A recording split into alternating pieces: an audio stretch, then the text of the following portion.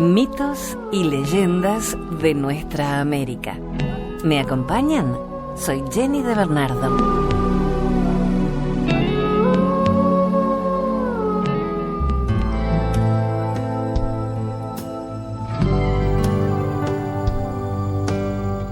El mito del cóndor.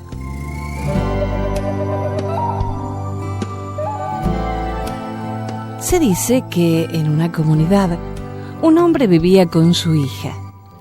La hija pastaba las ovejas, llamas y otros animales. Cada día, un joven vestido con elegancia iba a visitarla. Tenía un traje negro hermoso, chalina blanca, sombrero y todo. Cada día iba a visitar a la mujercita y se hicieron buenos amigos.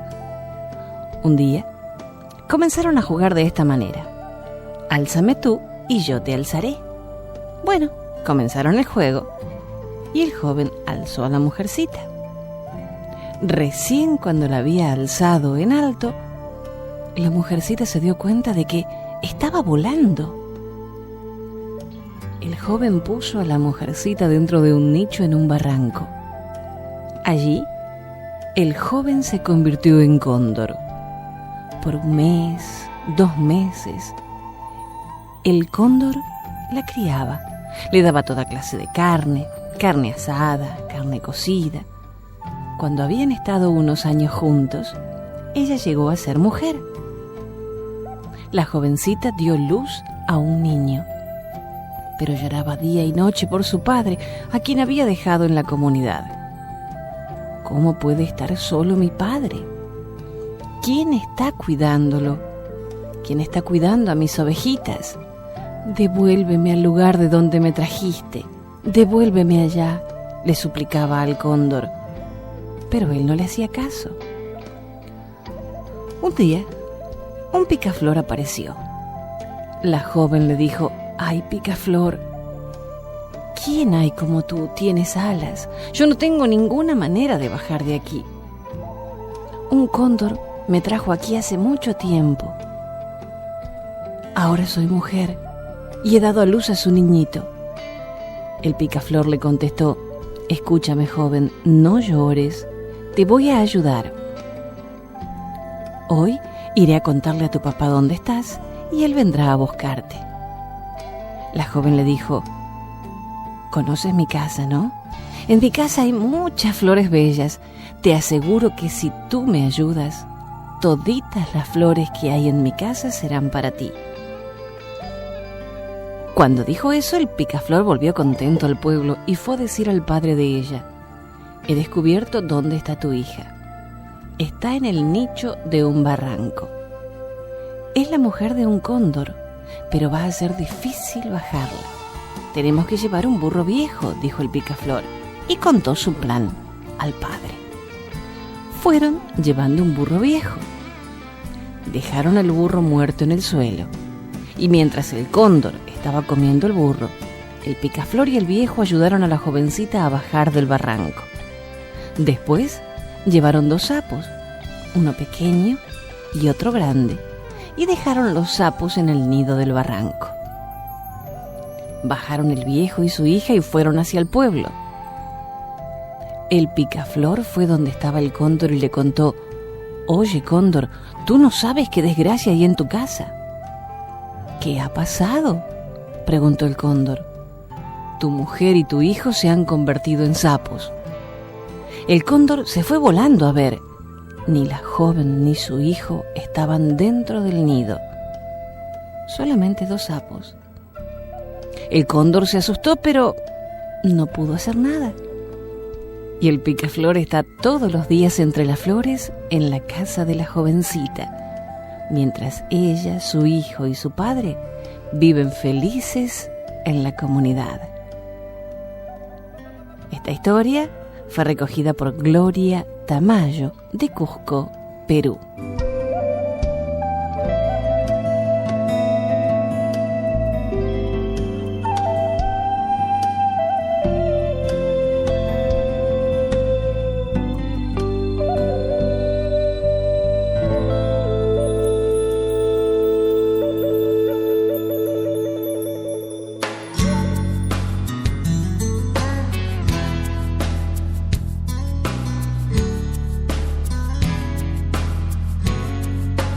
Konek y los pájaros.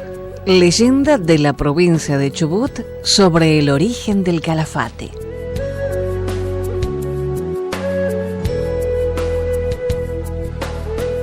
Una tribu de indios, cansada de sufrir año tras año los estragos causados por los terribles vientos invernales, decidió levantar campamento y buscar un valle más protegido para instalar allí su toldería.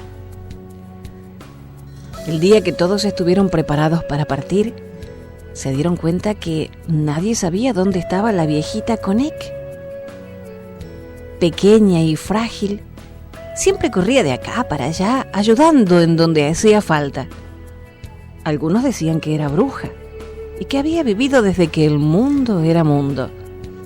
Los más viejos recordaban vagamente haberla conocido joven y hermosa. La gente de la tribu comenzó a buscarla por todas partes y al fin la encontraron escondida detrás de una roca. ¿Qué sucede, Konek? ¿No vienes con nosotros?, le preguntaron. Déjenme aquí. Los quiero a todos, pero ya estoy muy vieja para cambiar de lugar. Me las arreglaré bien. No se preocupen por mí. Pero te vamos a extrañar y no podemos dejarte sola en el Aike. Vuelvan el próximo verano y verán que todavía camino por esta tierra. Habló con tanta tranquilidad que, convencidos, le dejaron algunos enseres, una buena piel de guanaco y comida para unos cuantos días. Después se fueron y la anciana quedó sola en su toldo. El silencio descendió sobre el lugar y Konek, con sus pasos livianos, fue juntando raíces y hierbas comestibles para tener más provisiones durante el invierno. Y un día llegaron los pájaros. Primero fue uno solo, todavía pichón y atrevido, que se acercó a la viejita. Ella lo observaba inmóvil, mientras el pequeño se aproximó más y más. De pronto, se asustó de su audacia y fue volando a contar esa aventura. Cuando sus padres se enteraron, le dieron un buen picotón por ser siempre tan imprudente. Pero el pajarito decía que ahí no había peligro. Tanto insistió que los convenció, al igual que a los otros pájaros del lugar. Intrigados, la observaban a distancia. Después fueron tomando confianza y terminaron volviendo todas las tardes. La rodeaban y le contaban sus aventuras. De tanto escuchar a los pájaros, Konek comenzó a entender lo que le decían. Así que eso fue un parlotear y canturrear que llenaba el aire de sonidos. El preferido de la viejita era aquel pichón que la había visitado primero, Yehuen, así lo llamaba. Era muy travieso y sus padres siempre se preocupaban cuando tardaba en regresar al nido. Muchas veces había vuelto piando asustado para refugiarse sobre el hombro de Konek, que le hablaba tranquilizándolo, mientras él le picoteaba suavemente la oreja. Tan entretenida estaba la viejita con sus visitantes que no se dio cuenta que los días eran cada vez más cortos y el viento más frío. Los pájaros empezaron a hacer sus preparativos y una mañana también ellos partieron. Ese atardecer, Konek se sintió sola por primera vez. Miraba a lo lejos, como tratando de acompañar con la imaginación a sus amigos en el largo viaje que debían recorrer. De pronto, vio un punto en el cielo, una manchita que se fue agrandando cada vez más y, como caído de las nubes, allí estaba Yehuen frente a ella, piando con gran desesperación. Me perdí. Pasábamos por un arroyo y bajé a tomar agua. Y cuando me di vuelta, ya no quedaba nadie. Mis padres iban adelante. ¿Cómo se van a asustar cuando no me vean? Konek también estaba asustada. Sabía muy bien que una vez comenzado el invierno no había manera de alimentar a un pájaro. La nieve cubría la tierra, los bichitos se ocultaban y al no tener comida era aún más difícil resistir el frío. Ella misma no sabía si podría sobrevivir, pero quería salvar por todos los medios a Yewen. Toda la noche estuvo pensando, con el pajarito acurrucado a su lado, y de pronto se sintió tan feliz de tenerlo allí que tuvo la certeza que lo salvaría. Cuando despertó por la mañana y se asomó fuera del toldo, vio que habían caído los primeros copos de nieve, y de pronto miró a los arbustos.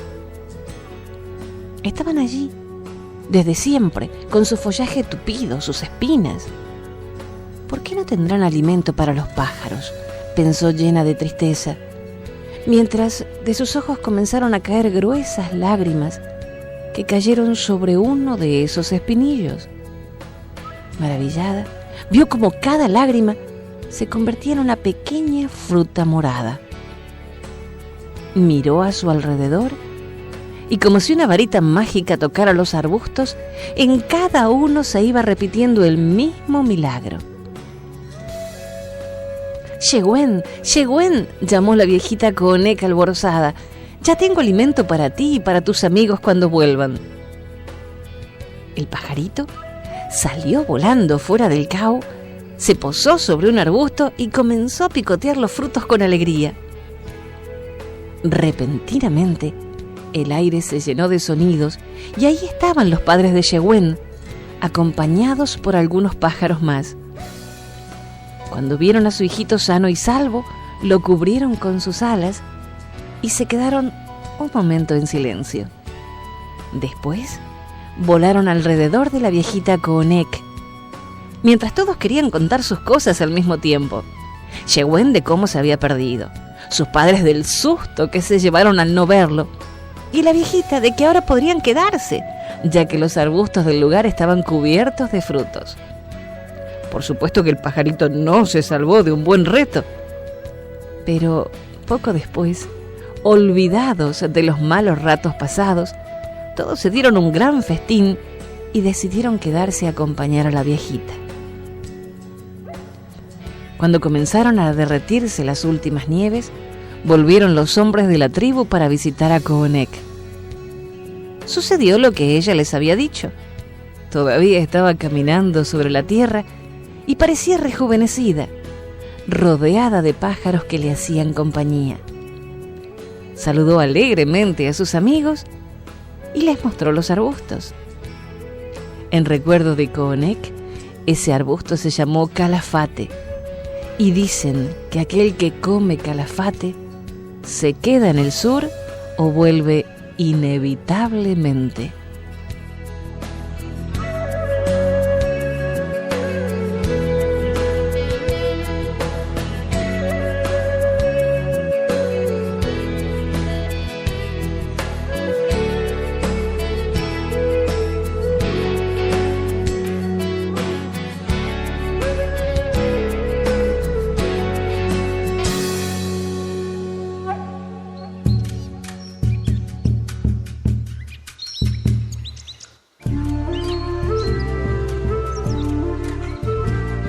Hacemos una breve pausa y enseguida continuamos con mitos y leyendas. Nos acompaña la encantadora música tradicional de los Andes. Estamos conectados con la vibración musical en la vertiginosa sinfonía del tiempo. Nacemos escuchando las hermosas sinfonías de las aves, el viento que juega con los niños en sus inmensos campos, la cascada que produce el sonoro incomparable. Esta herencia innata y mística transmitimos a través de las canciones que plasmamos en sus corazones. Lo dice el grupo ecuatoriano Causac. Gracias por acompañarnos con su música.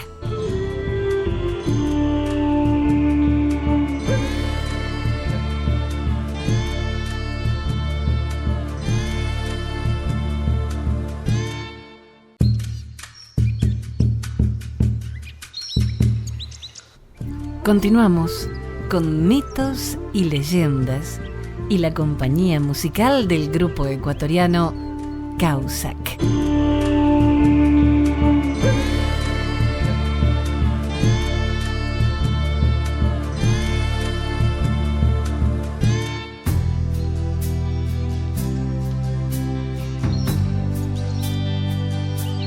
Abrazo de colores, una leyenda guaraní.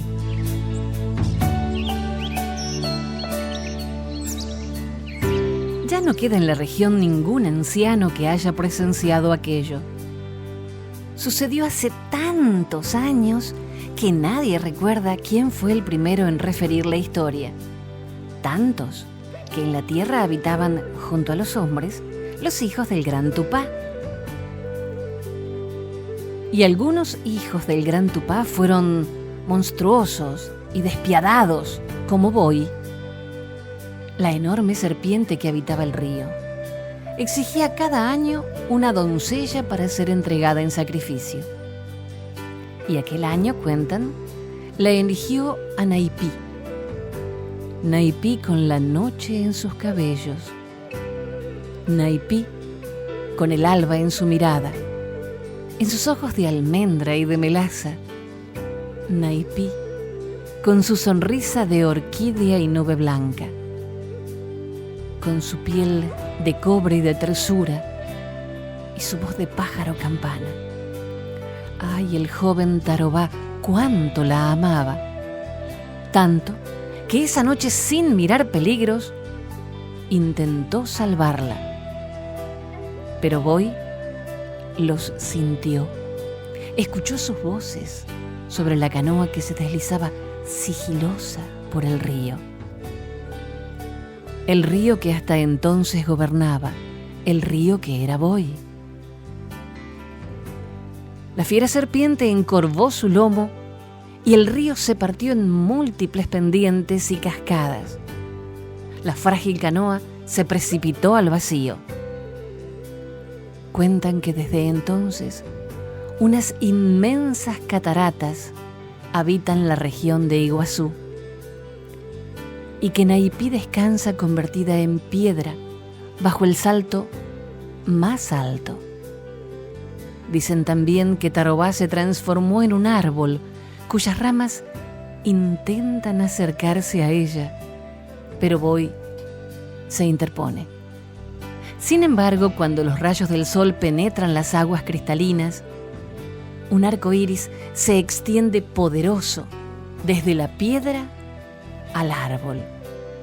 Son Tarobá y Naipí que atraviesan los siglos abrazándose. Boi, impotente, nada puede hacer para evitarlo.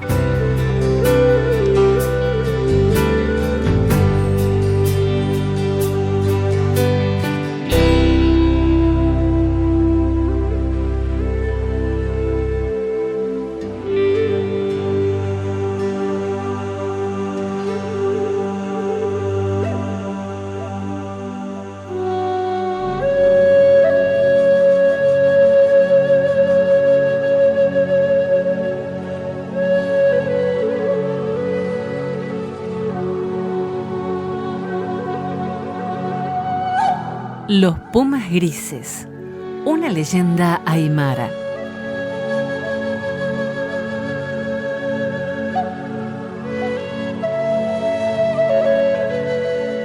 En otros tiempos, no había más que un valle en donde ahora se extiende el lago. Era Huiñay Marca, un lugar sin odio ni preocupaciones, donde los hombres vivían siempre felices y en paz. Así lo había dispuesto Apu Quillana Auqui cuando creó el mundo. Les había dicho a los hombres que no pelearan, que no desearan nunca aquello que no tenía y cuidaran, en cambio, los ricos tesoros que estaban a su alcance. La tierra, los cultivos, el cielo transparente, los frondosos árboles y los animales que llenaban de color y ruido el precioso valle. Pero Auca se interpuso. Su maléfico espíritu tomó la voz del viento para tentar a los hombres y confundirlos. ¿por qué conformarse con tan poco? Si Wiñay Marca fuera tan bueno, Apu también viviría aquí. Y los hombres le preguntaron a Apu dónde vivía. Y él les contestó que en una de las montañas más grandes del altiplano, pero que nunca debían subir allí. ¿No ven?, volvió a la carga Auca. Si ustedes suben a la montaña pueden quitarles su poder y dominarán el cielo y la tierra, el aire y el viento y a todas las criaturas que habitan el universo. Y tanto les insistió, y tanto escucharon los hombres el rumor del viento que les decía: rebélense, tomen ustedes su poder y suban a la montaña, que Wiñay Marca dejó de ser un lugar sin odio ni preocupaciones, donde ya los hombres no pudieron vivir felices, y mucho menos en paz. Y así, llenos de rencor, subieron, dispuestos a atacar a quien alguna vez había creado para ellos el universo. Y mientras Auca se regocijaba, Apu Quillana Auqui se llenó de pena y también de enojo, de tanto enojo que no tuvo piedad. Y así vieron los hombres que subían primero las garras afiladas, las mandíbulas salvajes, tan hambrientas que ya no pudieron ver después nada más. Eran unos pumas enormes, grises. Eran unos pumas capaces de arrancarles el corazón de un zarpazo, de pintar con sangre el valle de Wiñay Marca, que en otro tiempo había sido un terruño feliz. Casi todos murieron. Los pumas parecían no saciarse jamás. Y fue tal la masacre que el Tata Inti lloró, y el llanto se escurrió entre sus rayos y llegó a la tierra.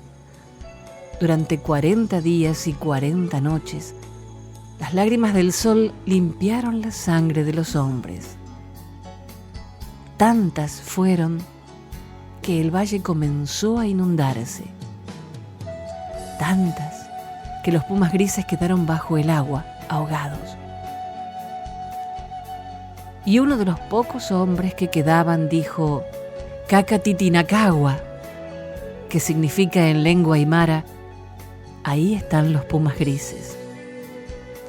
Y tantas veces se contó esta historia, y tantas veces se repitió Cacatitinacagua, que el sonido fue cambiando. Cacatitinacagua, titinacacaca, titicaca.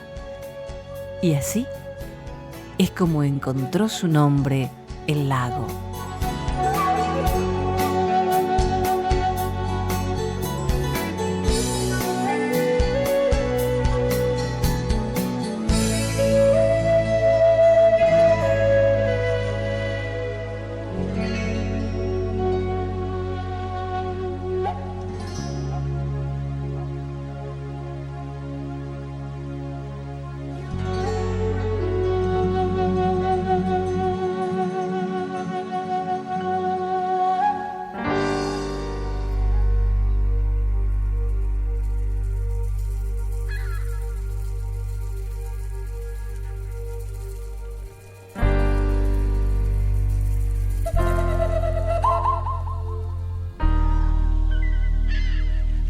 La misión del colibrí.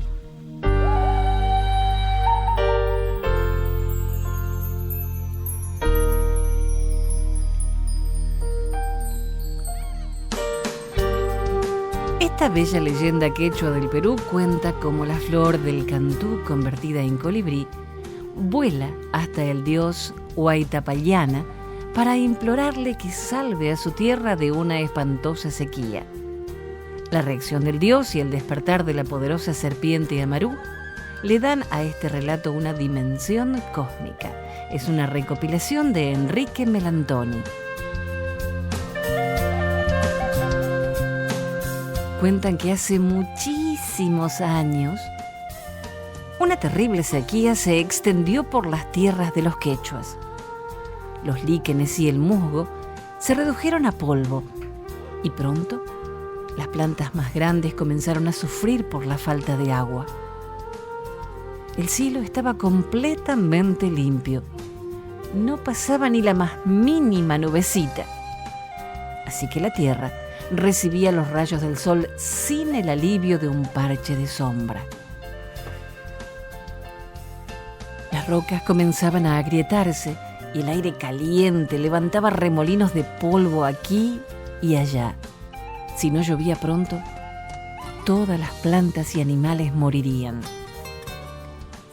En esa desolación, solo resistía tenazmente la planta de cantú, que necesita muy poca agua para crecer y florecer en el desierto. Pero hasta ella comenzó a secarse. Y dicen que la planta, al sentir que su vida se evaporaba gota a gota, puso toda su energía en el último pimpollo que le quedaba. Durante la noche, se produjo en la flor una metamorfosis mágica. Con las primeras luces del amanecer, agobiante por la falta de rocío, el pimpollo se desprendió del tallo y en lugar de caer al suelo reseco, salió volando, convertido en colibrí. Zumbando, se dirigió a la cordillera, pasó sobre la laguna de Huacracocha, mirando sediento la superficie de las aguas, pero no se detuvo a beber ni una gota. Siguió volando cada vez más alto, cada vez más lejos, con sus alas diminutas. Su destino era la cumbre del monte donde vivía el dios Huaytapallana.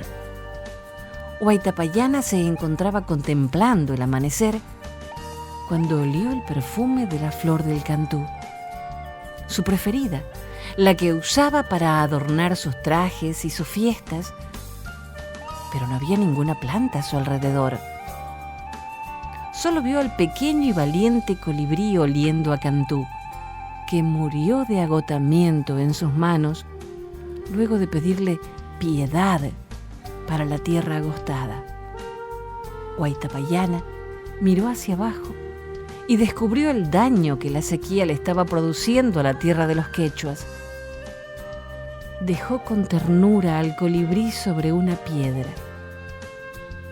Triste, no pudo evitar que 2 enormes lágrimas de cristal de roca brotaran de sus ojos y cayeran rodando montaña abajo.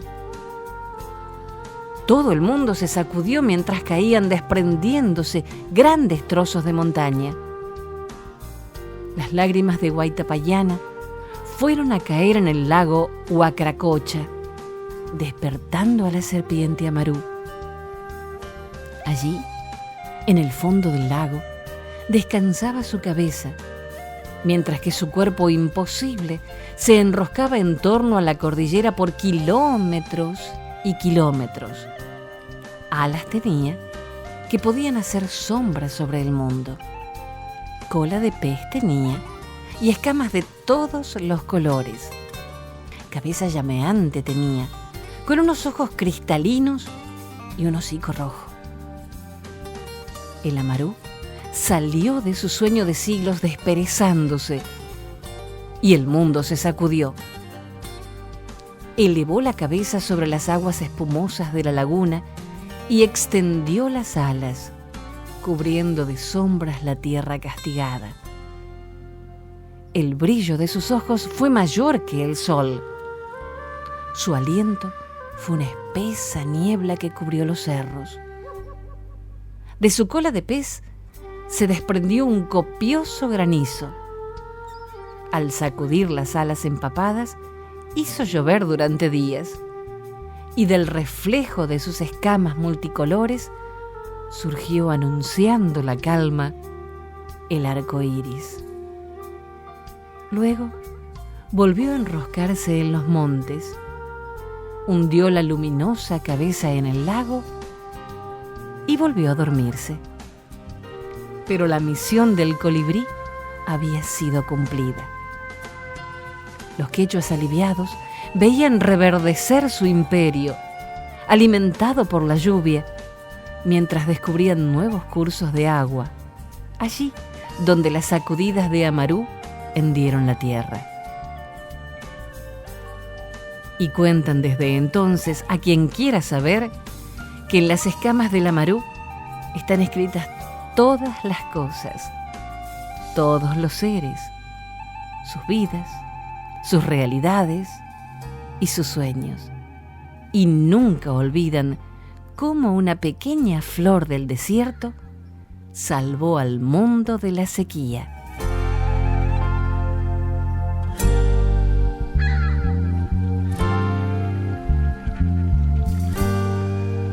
Hasta el próximo relato. Soy Jenny de Bernardo.